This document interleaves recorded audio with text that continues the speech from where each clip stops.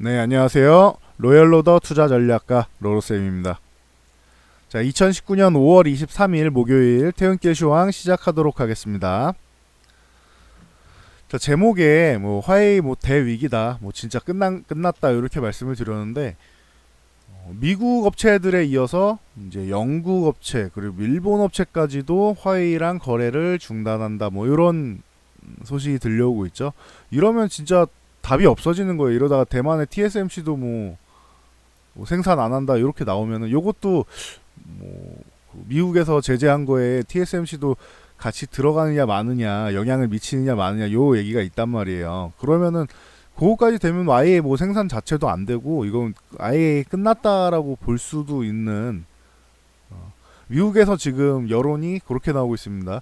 무역전쟁 요 협상하는 것보다 화해를 끝장내는 게 더 우선이다 이런 얘기까지 나오고 있죠. 그러니까 참고로 알고 계시면 좋을 것 같고 이제 무역 협상은 현재 오리무중 상태다. 아직까지 일정이 잡힌 게 없다. 그리고 인텔은 반독점 위반으로 해서 기술주에 좀 부담을 줬다. 요런 주제로 해서 오늘은 함께 확인을 해보도록 하겠습니다. 자, 다우지수 같은 경우 어제 약세권에서 좀 움직이다가 마감이 됐죠. 그래서 26,100포인트 여기 돌파 못하면 어차피 이렇게 야금야금 올라가도 맞고 밀린다 이렇게 말씀을 드렸는데 여기를 돌파하려면은 미중 무역 전쟁이 마무리되는 국면이 가야 된다. 협상이 완료되는 국면이 가야 된다라고 말씀드렸죠. 그래서 26,100포인트를 돌파한 이 4월에는 계속 나온 얘기가 이제 협상이 거의 다 됐다. 합의문을 작성하고 있다. 이런 상황이었잖아요. 합의문 작성하고 단어 하나 가지고 2시간 동안 설전을 벌이고 할 때 처음에는 합의문 작성한다는 얘기가 우리나라에 안 들렸죠. 중간중간에 이제 처음에 소식을 제가 알려드린 거는 수급이 바뀌었다. 4월 1일 날 딱 요런 말씀을 드렸죠. 수급이 바뀌었다.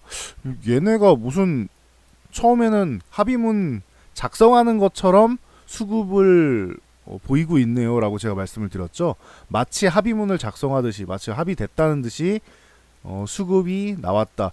그래서 4월 1일부터 일주일 동안 계속 그렇게 말씀드리면서 중간중간 들려온 소식 하나 가지고 말씀을 드렸죠. 얘네가 자꾸 무슨 단어 하나 가지고도 얘기를 하는데 단어 가지고 2시간 동안 설전을 벌였다는 거는 이건 합의문을 작성하는 게 아니겠느냐. 이때까지 우리나라에 합의문 작성한다는 얘기가 없었습니다. 제가 이렇게 말씀드릴 때까지 여러분도 찾아볼 수 있으면 찾아보세요. 그 뉴스 기사랑. 이때까지는 그런 얘기가 없었어요. 근데 단어 하나 가지고 2시간 동안 설전을 벌이면 이거는 합의문 작성의 가능성이 높다라고 말씀드렸죠. 그리고 서로 그 다음 소식 나온 게 영어로 지금 얘기를 하고 있는데 이거를 중문으로까지 해서 정확하게, 왜냐하면 번역 시에 나오는 오류로 또 나중에 중국이 딴소리 할 수 있으니까 중문까지 만드는 게 어떠냐라고 하면서 합의문을 작성하고 있다라는 게 실체가 밝혀졌죠. 그 뒤에는. 그래서 요렇게 나오면서 요 26,100포인트를 넘어갔어요. 무역 협상이 거의 된 거였죠. 이 당시 분위기는. 실제로도 합의문을 작성해서 거의 완료가 된 상황이었고요. 그런데 중국이 아예 뒤집어 버렸죠. 중국이 뒤집어 버렸는데 신호탄으로 우연의 일치인지 중국하고 커넥션이 있는지는 봐야겠지만 저는 커넥션이 있지 않았나 싶은데 북한이 미사일을 쐈죠. 북한이 쏘아올린 작은 공이라고 해서 제가 올려드린 영상이 있죠. 북한이 미사일을 쐈고 그 당시에 북한을 자극 안 하려 다들 발사체라고 했죠.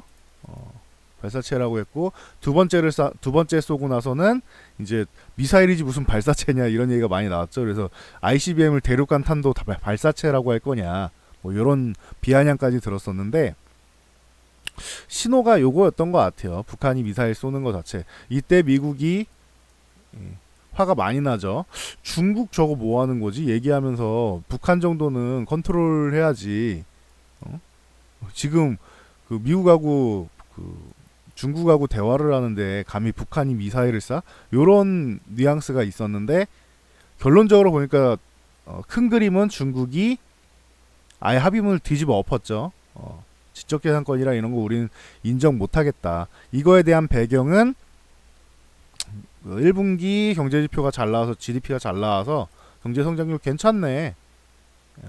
뭐 6.4% 정도는 되니까 이러면은 중국은 위기가 아니다. 이러면서 버티기 모드에 돌입하죠. 그래서 미국에다 통보를 하고 자연스럽게 트럼프는 다혈질이고 하잖아요.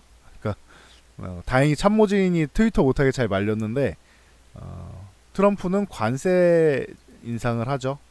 이렇게 되면서 중국의 반응을 봤더니 관세 인상을 하자마자 바로 지준율을 인하해버리고 장기전 돌입을 지금 시행을 하고 있죠.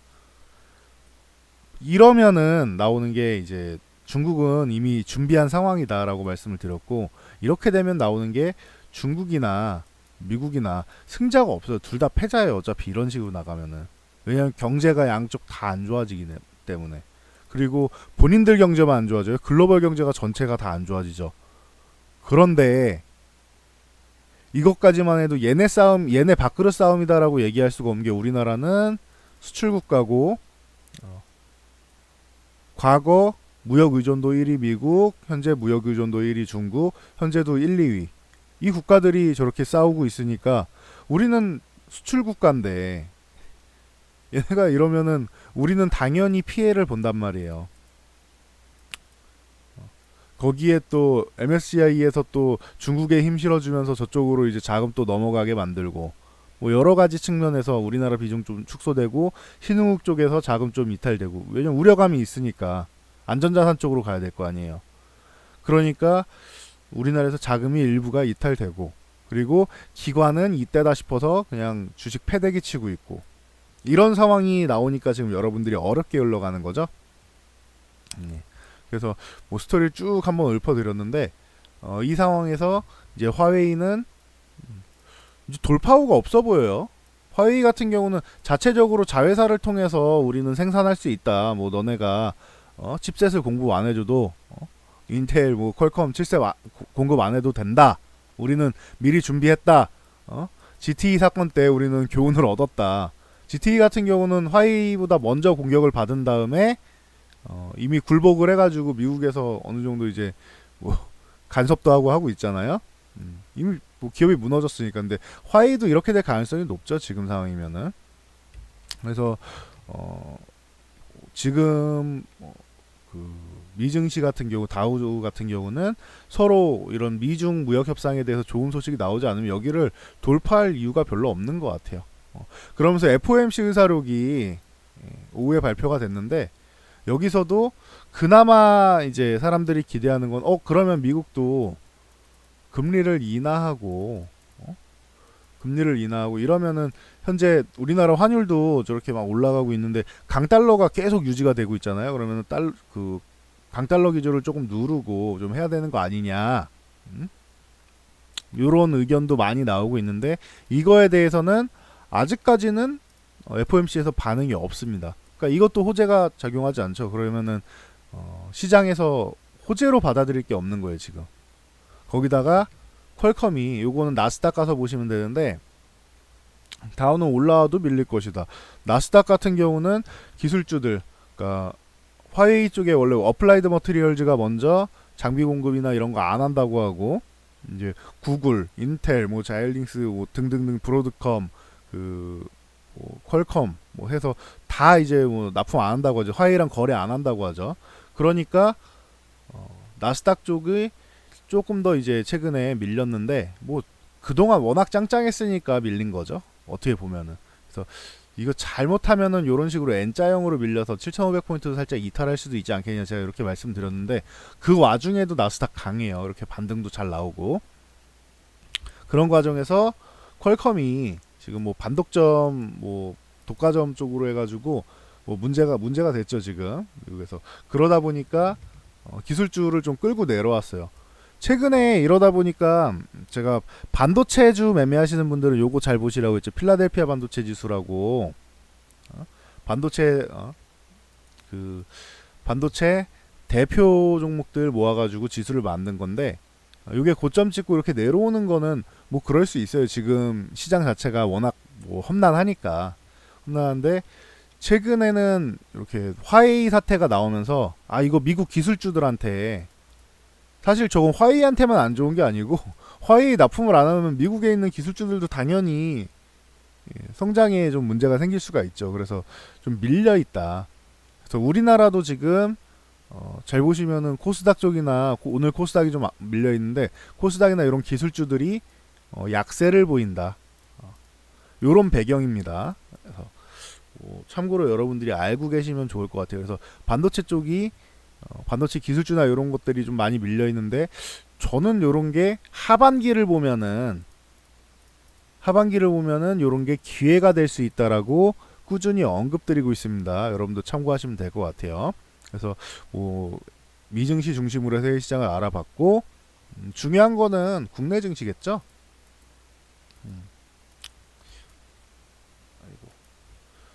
국내 증시 같은 경우는 자 코스피 같은 경우 2050을 겨우겨우 힘겹게 지켜내고 있는데 지켜내고 있는 거는 좋은 게 아니다. 언제든지 지금 환율도 1200원대 한번 돌파를 앞두고 있기 때문에 어정쩡하게 있는 것보다는 한번 올라갔다가 내려오는 게 낫다고 했죠. 그래서 뭐 환율 뭐 당국에서 개입하고 어쩌고저쩌고 하면서 1200 돌파가 나오고 그리고 나서 1200을 이탈해서 1190원 이하를 만들어주는 과정까지가 마지막 험난한 과정이 그때가 이중 바닥을 만드는 그리는 과정이 되지 않겠느냐라고 말씀을 드렸는데 그거를 기다리면서 일단은 반등이 한번 나와줘야 돼. 우리나라도 그래야지 한 번 더 밀리는 구간을 버틸 수가 있어요. 안 그러면 지금 여기서 이탈하면 2000포인트도 깨고 내려가야 돼요. 힘이 너무 없어 지금. 그나마 삼성전자가 버텨줘서 오늘 이 정도로 끝나는 거지. 최근에 삼성전자가 버티는 이유는 화웨이에 대한 반사이익이라고 했죠. 진짜로 반사이익을 볼지 안 볼지는 뭐 뒤로 가서 봐야 알겠지만 화웨이에서 지금 삼성전자의 스마트폰 판매량 뭐 따라잡고 1위를 올해 달성하겠다라고 했는데 뭐 저렇게 미국에서 협조 안 해주고 일본에서도 협조 안 해주고 일본도 화웨이 폰 다 무기한 연기예요. 소프트뱅크랑 이런 데서. 그리고 소프트뱅크의 자회사라고 해야 되나? 영국의 ARM 소프트뱅크가 인수를 했으니까 손정희 회장이 인수를 했으니까 여기서도 이제 화웨이에다가 이제 뭐 설계한 뭐 칩셋이나 이런 부분에 대해서는 공급 안 하겠다고 하고. 그러니까 화웨이 같은 경우는 지금 뭐 거의 진퇴양난 수준이에요. 네. 이런 상황에서 이제 중국은 이제 강경책을 써야 되는데 뭘 어떻게 하기가 좀 애매한 것 같아요. 중국도 히토류 쪽 방문하는 거 이 정도인데 중국이 정말로 히토류를 무기로 사용하지 않는 이상은 히토류 관련주들은 한번 올라가도 다시 내려오게 됐어요. 정말 쓴 게 아니면 이 무기를 사용한 게 아니면은 우리한테 피해준 놈들 일본, 미국, 뭐 영국 뭐 다 히토류 우리가 안 팔 거야 니네한테 이런 식으로 나오지 않는 이상. 근데 그렇게 되면은 뭐 추가적인 조치가 또 취해지겠죠. 중국 쪽에다가도. 그러니까 뭐 그거는 뭐 천천히 보도록 하고요. 어떻게 될지는. 만약에 그런 조치가 나오지 않는다. 지금 히토류로 이제 카드를 만지작 거리기만 하고 실제로 히토류 판매 금지, 뭐 수출 금지 이런 게 아니다라고 하면은 올라갔던 히토류는 다시 내려오게 됩니다. 그러니까 요건 테마로만 보시라고 했어요. 상승하면은 분할로 매도하면서 보시라고 했죠. 그래서 뭐 요 정도까지 보시면 될 것 같고요. 중요한 거는 제가 계속 말씀드렸지만 지금 나올 수 있는 소식은 요런 정도예요. 미중 무역 협상에서 일단은 미국의 고위급 스티브 무누심 이쪽보다는 로버트 라이트하이저를 위시한 이제 고위급 협상단이 베이징으로 가야 된다. 언제 간다라는 소식이 들려도 약간의 안도 랠리 정도로 해서 살짝 반등은 나올 수 있다. 첫 번째 이게 제일 중요한 거고, 두 번째 우리나라는 추경이라도 솜방망이긴 하지만 6.7조죠. IMF에서는 9조를 권고했고 솜방망이면 추경이라도 해야 되는데 이거 국회에서 신경을 좀 써주셨으면 좋겠다라고 말씀드렸죠.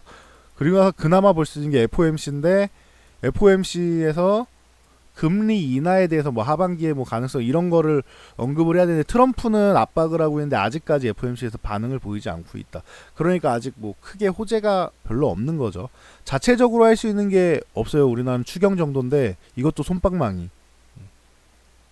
추경을 하면서 차라리 이걸 9조 이상에서 한 10조 이렇게 해버리면은 모르겠는데 6조 7천억이면 그래도 안 하는 것보단 낫겠죠.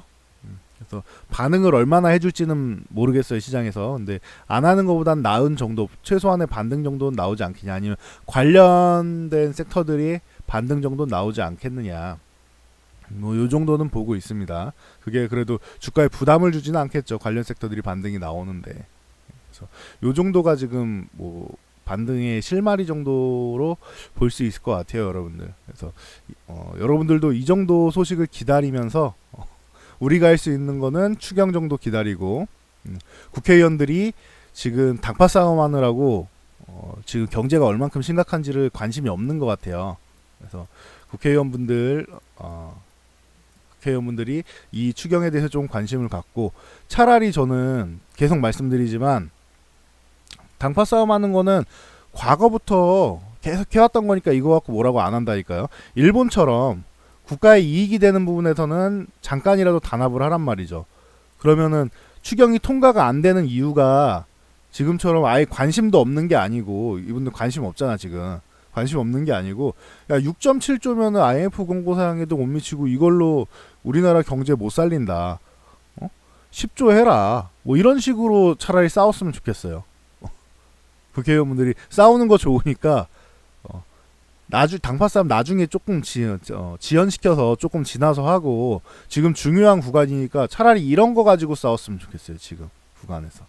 그러면은 우리나라 경제에도 좀 도움이 되지 않겠느냐 이런 생각을 해봅니다. 이런 10조라도 해야 되지 않겠느냐 이런 식으로 말만 나와도 주가에선 반등을 좀 하지 않을까요?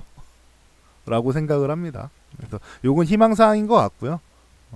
국회를 뭐 제가 말 한마디로 좌지우지할 수는 없잖아요. 그거는 국민들이 이제 투표로 해서 이제 뽑힌 인원이고, 이분들께서 뭐 직접 정치는 알아서 잘 하시겠죠. 근데 조금 경제적인 측면에서, 이 우리나라는 주식하는 사람이잖아요, 우리는.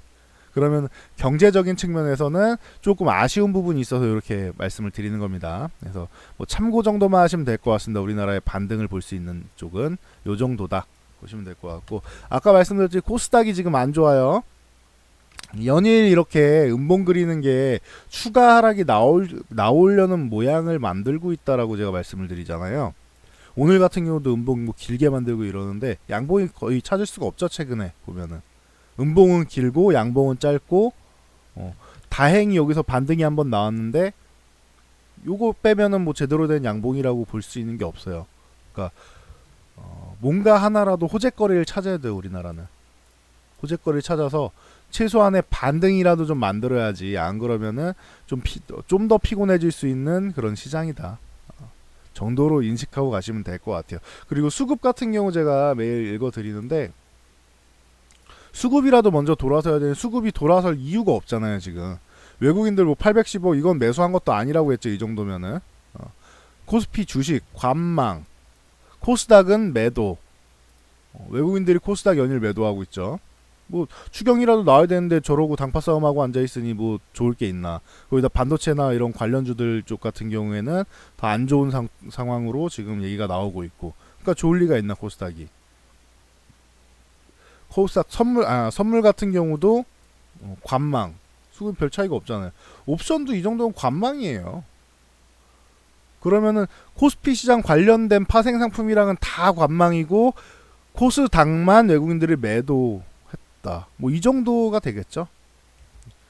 지금 뭐 여러분들 뭐 들고 계시면은 여기는 그래도 매도 구간까지는 아닌데, 여기는 좀 버텨봐야 될 구간, 하반기를 노리고, 짧게라기보다는 지금은 짧게 보는 구간은 아니잖아요. 하반기를 노리고 약간 버텨봐야 되는 그런 정도 구간인 거지. 그리고 내 종목이 정말 안 좋다 그러면은 종목을 수평 이동해야 된다.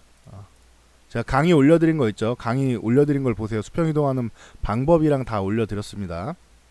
그래서 여러분들이 요런 수평 종목의 수평 이동 구간이고 지금 현금화하기는 되게 애매한 구간이잖아요. 계속 말씀드리지만 이미 다 밀린 상태에서 뭐 현금화하는 건 한 번 더 밀린다고 해서 뭐 여러분 계좌가 갑자기 뭐 좋아지진 않을 거 아니에요. 현금화를 했다고 해서. 그러니까 차라리 내 종목이 현차한 놈이면은 그 좀 똘똘한 놈으로 교체를 해라. 교체 매매하는 요런 구간이다라고 계속 언급드리고 있죠. 그래서 뭐 참고로 해서 대응 전략을 삼으시면 될 것 같습니다. 그래서 코스피 코스닥 현재는 아주 뭐 호재성이 없고 그러다 보니까 수급도 좋은 게 없고 계속 저기 영국에서도 뭐 ARM 뭐 미국에서도 소프트뱅크 이렇게 어려운 소식만 날라오고 실제적으로 중동도 지금 뭐 썩 유쾌하진 않고 그나마 이제 뭐 LNG선 두 척 뭐 수주했다 뭐 이런 정도인데 그거는 우리나라 경제에 뭐 절대적인 영향을 미칠 수는 없는 상황이고 지금은 그러니까 뭐 조금 기다려야 되는 시간이다. 기다림의 시간이다. 제가 항상 말씀드리는데 하락할 때보다 하락한 다음에 반등을 못하고 옆으로 기어갈 때가 여러분들이 제일 힘든 시기라고 했잖아요. 지금이 그런 시기인 것 같아요. 이렇게 내려온 다음에 옆으로 지금 올라오지를 못하고 기어가고 있는데 이런 시기가 버티기 제일 어려운 제일 속상한 구간인 거죠. 그래서 여러분들이 지금 근심 걱정이 많으실 텐데 하반기쯤 되면은 어느 정도는 뭐 하반기 안에는 해결이 될 거고 그리고 트럼프가 뭐 한 달 안에는 뭐 얘기가 나오겠죠. 적어도 G20 회의에는 뭐 얘기가 나올 거고 그 안에라도 베이징을 간다라는 소식이 나오면은 고위급 협상단이 베이징을 간다라는 소식이 나오면은 그럼 오히려 이게 뭐 호재성으로 나올 수 있을 것 같아요. 지금 악재로 반영될 만한 건 다 반영됐으니까 그래서 뭐 다우나 뭐 이런 데가 뭐 급락까지는 잘 안 나오잖아요. 여기서 뭐 추가적인 악재가 또 나온다, 뭐 싸움이 또 나온다라고 하면 한 번 정도 더 밀릴 수는 있다고 말씀드렸어요. 근데 지금 급락까지는 지금 최대한 자제하고 있는 편이잖아요. 코스피도 2050포인트 위에서는 이제 아래 꼬리는 달아도 자꾸 버티려고 노력을 하고 있고 그래서 뭔가 호재 하나만 나오면 반등하려고 노력은 하는데 모양은 잘 만들고 있는데 보세요. 호재를 기다리는 움직이잖아요. 변곡점도 다 와가요. 근데 반등할 수 있는 근데 호재가 없어서 그런 거예요. 그러니까 여러분도 그 호재에 나올 가능성 있는 것들 제가 이렇게 언급드렸으니까 뭐 참고로 알고 계시면 될 것 같고 그리고 요거를 좀 기다리는 수밖에 없을 것 같습니다. 지금은 조금 밀려도 더 속상해하실 필요는 없을 것 같아요. 이거는 다시 하반기 되면은 회복되는 그리고 미중 무역 협상이 다시 진행된다라고만 해도 회복되는 그런 정도의 구간이니까 미리 알고 있던 하락은 그렇게 속상한 건 아니잖아요. 그러니까 그 부분에 대해서는 여러분이 조금 더 밀리더라도 뭐 크게 개의치 마셔라. 뭐 베이징 간다는 소식만 나와도 회복되는 부분이다. 정도까지 알고 계시면 될 것 같습니다. 자, 오늘은 여기까지 하고 물러가도록 할게요. 이 영상이 마음에 드셨다면 밑에 있는 이제 구독과 알람 그리고 좋아요 표시 좋아요 그리고 댓글 하나씩 달아주시면은 저에게 큰 힘이 될 것 같습니다. 자, 그럼 저는 여기까지 하고 물러가도록 하겠습니다. 여러분 편안한 밤 되시고요. 저는 다음 영상으로 돌아올게요.